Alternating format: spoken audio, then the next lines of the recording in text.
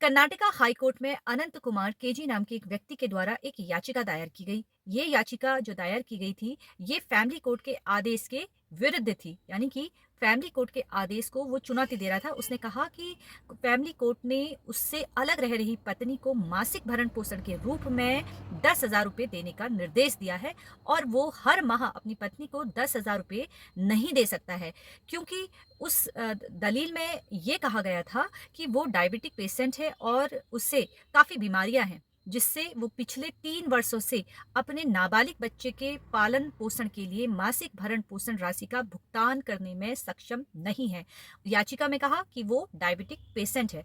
अब सवाल ये उठता है कि अगर पति के द्वारा ये दलील दी जाती है कि वो ऐसी बीमारी से ग्रस्त है जहां पर उसे अपनी इलाज के लिए पैसे खर्च करने हैं, तो ऐसी अवस्था में वो अपनी पत्नी को कैसे भरण पोषण दे सकता है। यानी कि पति के द्वारा ये कहा गया कि समय-समय पे वो उस अमाउंट का भुगतान नहीं कर पाएगा, यानी कि समय-समय में उस राशि को वो नहीं दे पाएगा, जो बहुत अधिक है। आगे उसके द्वारा ये भी तर्क दिया गया कि उसकी पत्नी कार्यरत है और उसे भरण-पोषण की आवश्यकता नहीं है। पूरी मामले को देखकर कोर्ट के द्वारा ये कहा गया कि देखिए, दुनिया भर में लोगों का एक बहुत बड़ा वर्ग है जो बीमारी से पीड़ित है और हमारे मेडिकल साइंस में इतनी प्रगति हो गई है कि आप गंभीर से गंभीर बीमारी का इलाज भी कर सकते हैं।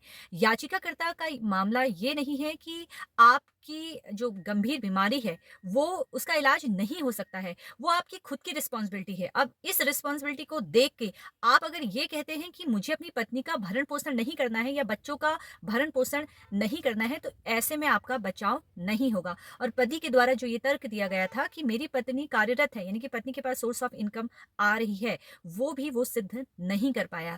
कहने का मतलब ये है कि अगर पति ऐसे बचाव को लेकर भरण पोषण में अपनी बचाव करता है कि वो किसी गंभीर बीमारी से ग्रस्त है, तो वहाँ पर फिर भी उसको मेंटेनेंस देना पड़ेगा। इसमें आपका क्या कहना है? क्या ऐसी अवस्था में एक पति को अपनी पत्नी को मेंटेनेंस देना चाहिए जहाँ पर वो खुद बीमारी से ग्रस्त है? उसके बावजूद क्या उसे अपनी पत्नी और बच्चों का साथ देना चाहिए जहाँ पर वो विवाह करके अपनी पत्नी को अपने घर लेके आया था? फिलहाल इसमें आपका क्या कहना है? आप मुझे कमेंट करके अवश्य बताइएगा। धन्यवाद।